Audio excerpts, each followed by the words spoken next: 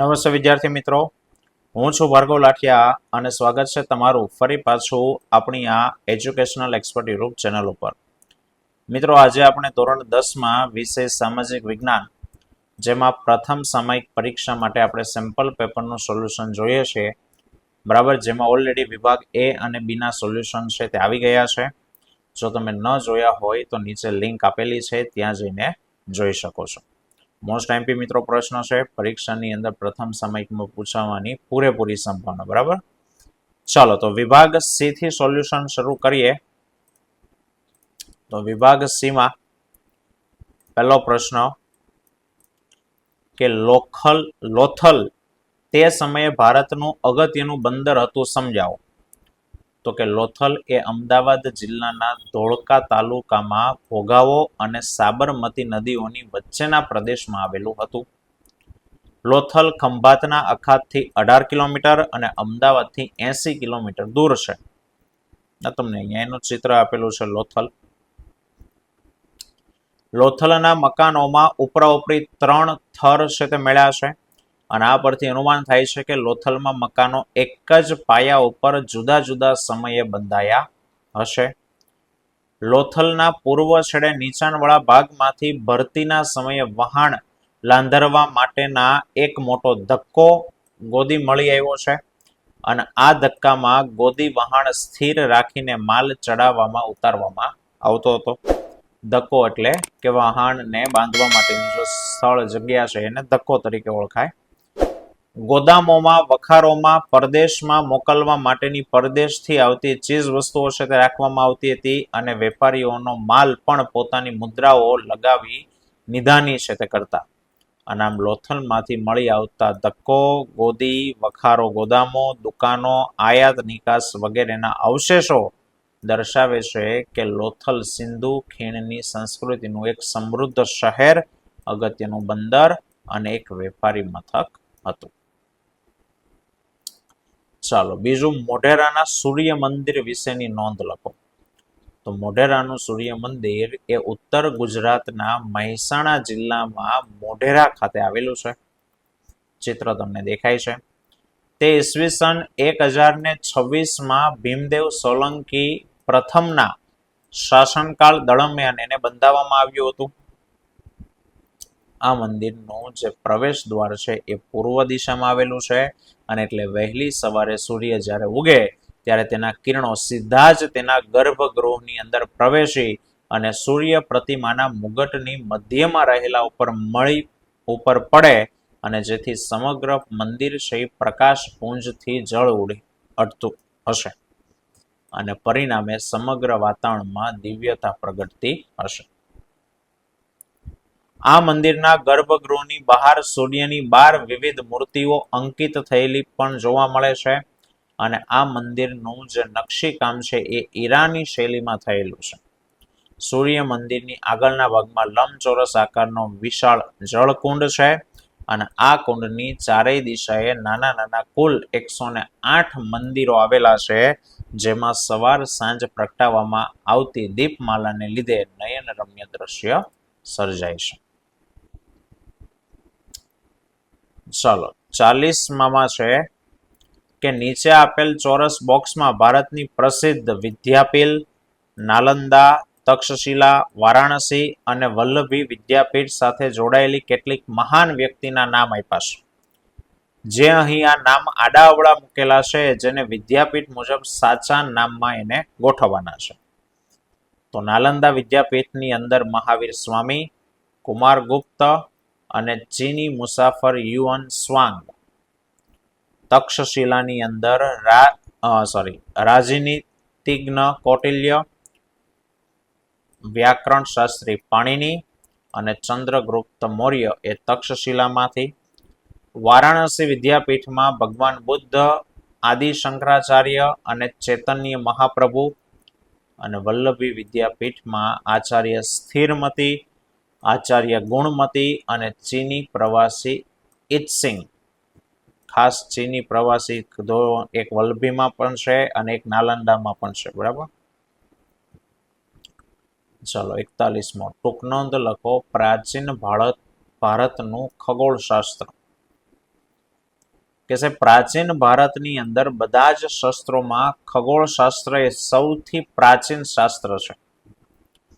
ભારતની પ્રાચીન વિદ્યાપીઠોમાં ખગોળશાસ્ત્રનો પદ્ધતિસર અને ઊંડો અભ્યાસ છે તે કરવામાં આવતો હતો.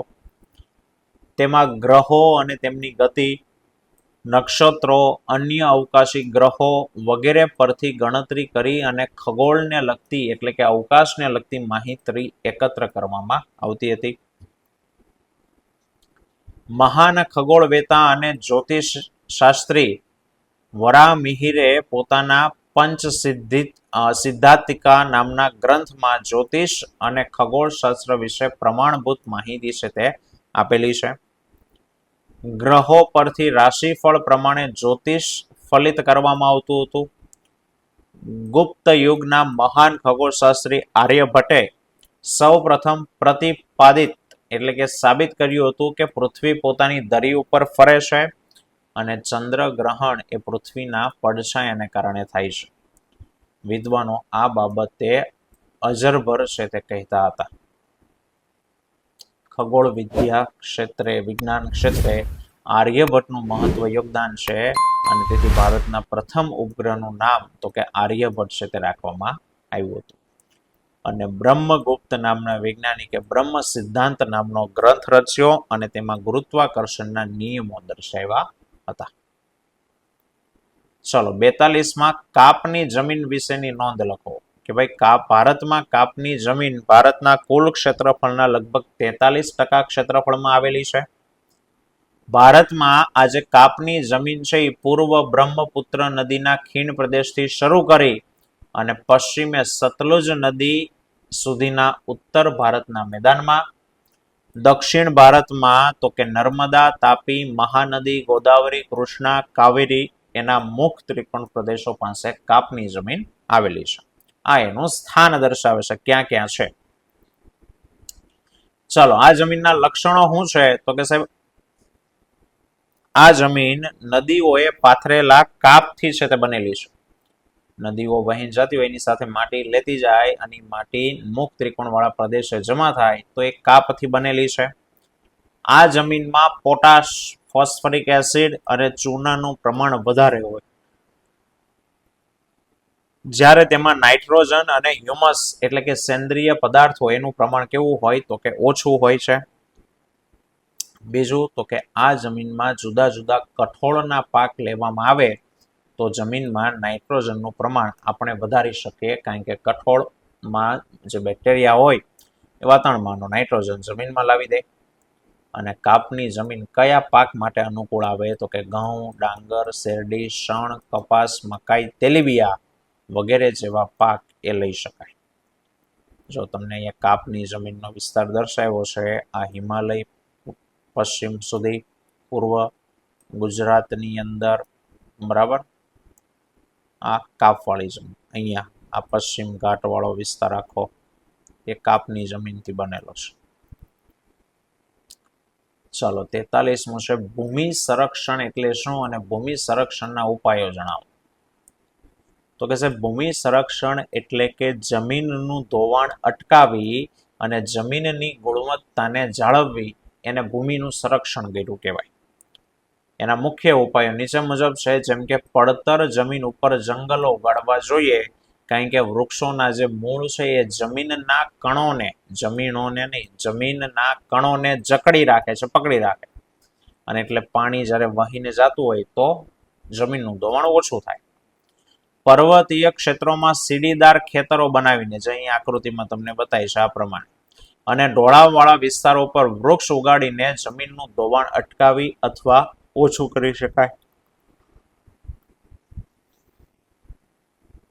નદી ખીણોમાં થતું કોતર ધોવાણ અટકાવવા નદી ઉપર બંધારા કે નાના નાના બંધ, ચેકડેમ બાંધી અને પ્રવાહની ગતિને બંધ કરી શકાય.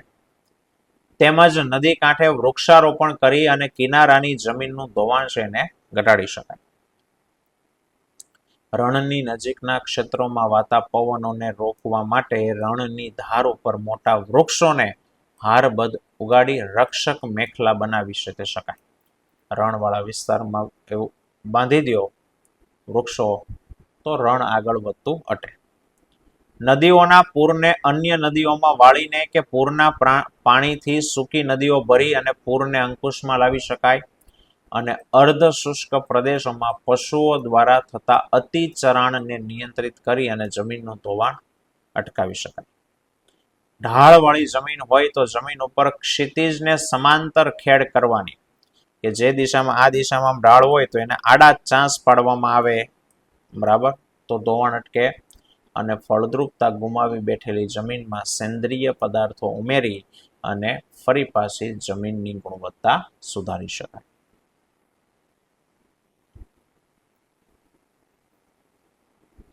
ચાલો, 44મો છે નિર્વનીકરણની અસરો જણાવો.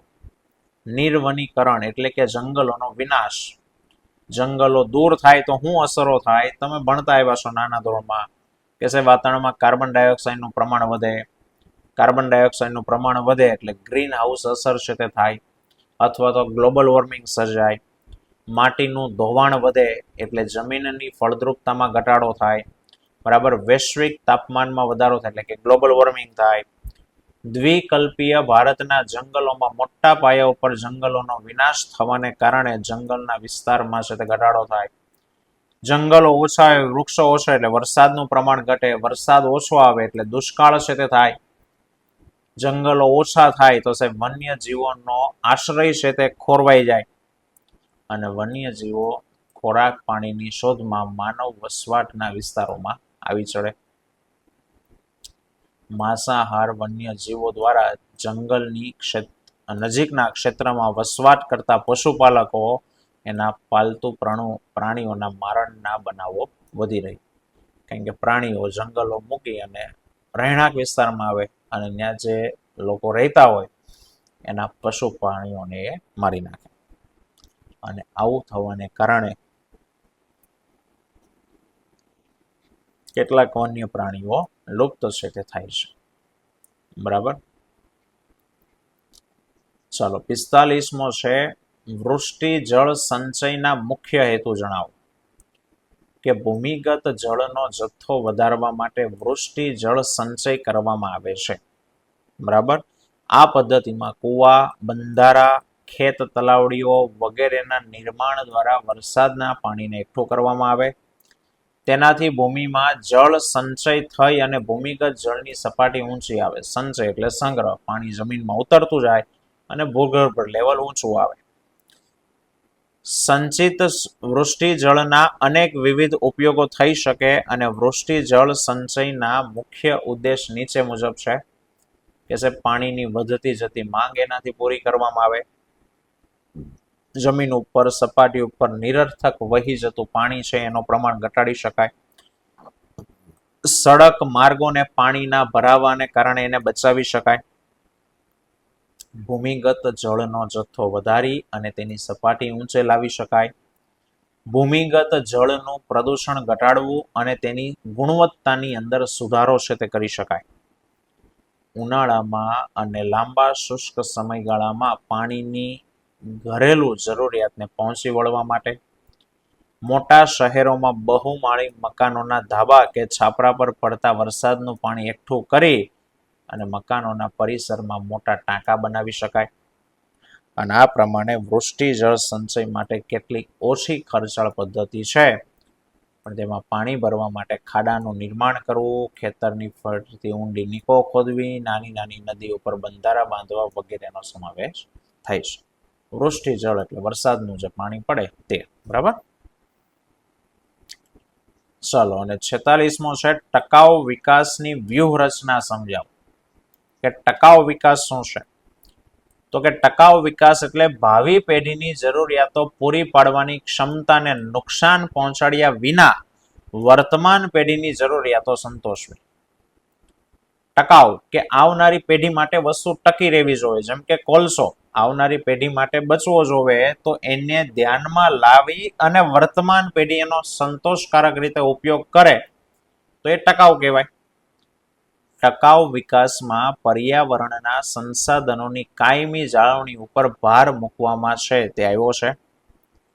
પ્રાકૃતિક સાધનોના સંરક્ષણ અને સંવર્ધન માટે નીચેની બાબતોને ધ્યાનમાં રાખવામાં આવે છે. જેમ કે ખેતી લાયક જમીન, જંગલો, જળ સંપત્તિ વગેરે ફરીથી લઈ શકાય એવા પ્રાકૃતિક સાધનોની ગુણવત્તા જળવાઈ રહે એ રીતે એનો ઉપયોગ કરવો. કોલસો, પેટ્રોલિયમ પેદાશો વગેરે એક જ વખત ઉપયોગમાં લઈ શકાય એવા સાધનો છે, એથી તેમનો કાળજીપૂર્વક ઉપયોગ કરવો.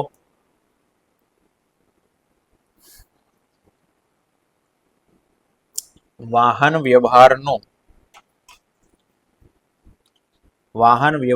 ખર્ચ ઓછામાં ઓછું થાય તે રીતે ઉદ્યોગોની સ્થાપના માટેનું સ્થળ નક્કી કરવું. વાહનો અને ઉદ્યોગોમાં પર્યાવરણ મિત્ર ટેકનોલોજીનો ઉપયોગ વધે એવા પ્રયાસો કરવા. અનેક ઉપયોગો ધરાવતા સાધનોને બધા જ ઉપયોગોમાં લેવા, જેમ કે ભારતમાં દામોદર વેલી યોજનાને સિંચાઈ, વિદ્યુત ઉત્પાદન, પૂર નિયંત્રણ, વાહન વ્યવહાર વગેરેમાં ઉપયોગમાં લઈ શકાય. આર્થિક વિકાસની આડઅસરો જેવી કે પ્રાકૃતિક સાધનોનો દુરુપયોગ, જંગલોના મોટા પાયા ઉપર વિનાશ, ઔદ્યોગિક કચરાનો બિન આયોજિત નિકાલ, ઝેરી રસાયણો, કેમિકલ યુક્ત ગંદુ પાણી, ગંદા વસવાટો વગેરે ઉપર કાયદાકીય નિયંત્રણો મૂકવા. ઉત્પાદનના તમામ ક્ષેત્રોમાં સૌર ઉર્જા, પવન ઉર્જા જેવા બિન પરંપરાગત ઉર્જાના સ્ત્રોતનો ઉપયોગ વધારે થાય એના ઉપર ભાર મૂકવો. પર્યાવરણની સમતુલતા જળવાઈ રહે તે રીતે પ્રાકૃતિક સંસાધનનો ઉપયોગ કરવો અને પ્રાકૃતિક સંસાધનનો ઓછામાં ઓછો બગાડ થાય તે રીતે તેનો ઉપયોગ કરવો અને એ માટે આડ પેદાશોનો ઉપયોગ, ટેકનોલોજીનો વિકાસ ઉપર ભાર મૂકવો. તો ટકાઉ વિકાસ માટે આવી બાબતો જરૂરી છે. બરાબર. તો મિત્રો આ હતા વિભાગ સી નું સોલ્યુશન. આવતા વિડીયોમાં આપણે વિભાગ ડી નું જોવાના છીએ. તો ફરી પાછા મળીશું. ત્યાં સુધી જય હિન્દ, જય ભારત.